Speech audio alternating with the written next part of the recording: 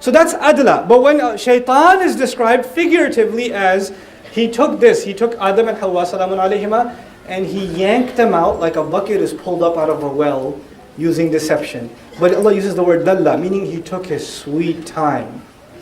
Like a boy being pulled out of the well would take a few minutes too, but Shaytaan took a lot longer than that to pull them out of Jannah. In other words, he didn't just go there and say, hey, that fruit, just do it. Just do it, come on. And that was it. And then our parents were like, okay, sounds like a good idea. Like, no. He did waswasa. He came to them. First time they caught it. Then he came again. Then he came again. Then he came again. Then he came at night. Then he came in the morning. They say, hey, you hungry? You hungry? Hey, so I know this one tree. Imagine Jannah has countless trees. Countless trees. Jannah is way bigger than this earth. Allah says, عرضها السماوات والأرض. Its size is the skies and the earth combined. Then he says, عرضها كعرض السماء والأرض. Its size is maybe somewhat comparable to the skies and the earth, meaning it's even bigger than the skies and the earth. It's even bigger than that. So how many trees in Jannah? And Allah calls it Jannah, which means every bit of it is covered with green or trees. So the entire span of more than what we know of the constantly expanding universe is covered with trees. So how easy is it to find one haram tree? You think about that. Of all the trees in the entire universe of Jannah, there is one that is haram, and Shaytaan had to first of all GPS them back to that one tree. Little by little, no, take this turn. Why don't you go over here? Why don't you go? Check that out. Check the strawberries. Those look pretty good, don't they? And he didn't call them to the haram necessarily. Dalla suggests he called them to something. Now, are all the other trees haram? No, all the other trees are not haram. But he's not even directly saying go to that tree. He's saying go to this one. Now go to that mountain. Check out this waterfall. Then go over here. Then go over here. And they're going and they think this has nothing to do with what? A larger plan. They don't see it, that this is part of a larger plan. And Allah is teaching us that's exactly what Shaytaan does. So what does he do with you? He tempts you into doing something.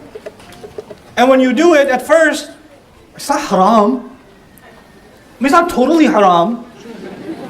At least I'm not doing, and then you can fill in the blank with your creativity. Because when kids get caught, they say, at least I didn't, and then they, right? But he only wanted to get you to the first milestone. Because from there, he will work on you for a month or two to get you to the second milestone. And then to the third milestone. And then to the fourth milestone. Eventually, you will be doing the very thing you said early on, at least I'm not doing, you'll be doing that. But he won't get to you immediately. He will work on you slowly. He'll work on you slowly.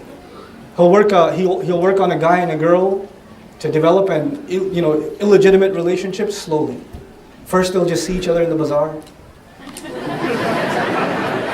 at the Islamic bookstall. Oh, you like that tafsir too? I love that tafsir. Yep. I love Ibn Kathir. Yeah, it's amazing. Oh, you love that surah too? Oh, okay. Oh, it's the last copy. Oh, I'll let you buy it. It's okay, please. It's innocent. It's nothing. It's okay. Alhamdulillah. He said, Salamu alaikum. He said, Wa alaikum salam. He did a little bit. It was all innocent at first. And then it takes a little bit. Hey, do you know Abdul Kareem? Well, yes, I do, Abdul Kareem.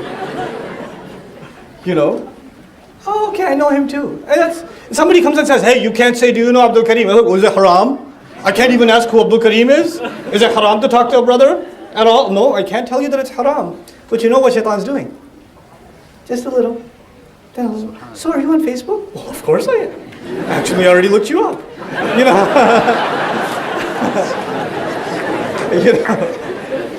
Little by little.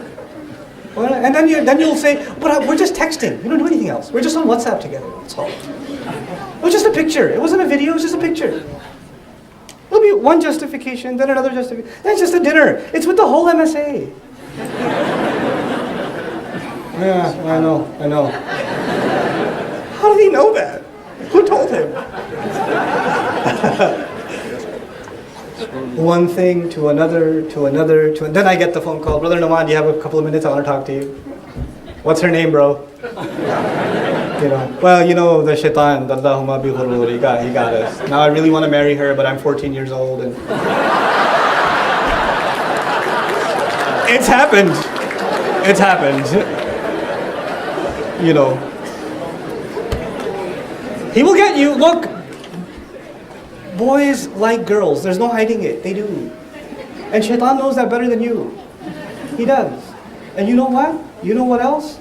The way, how people like to dress provocatively now? Like if I go to Target or Walmart or any other store to even buy my kids some clothes, I can't find decent clothes anymore for my girls. They're like 9, 10, 8 years, 7 years old. I can't go to the store and buy any decent clothes. I have to go to the boys section to find sweatpants for them.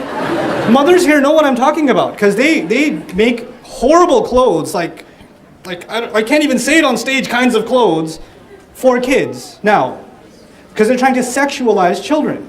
They're trying to do this, right?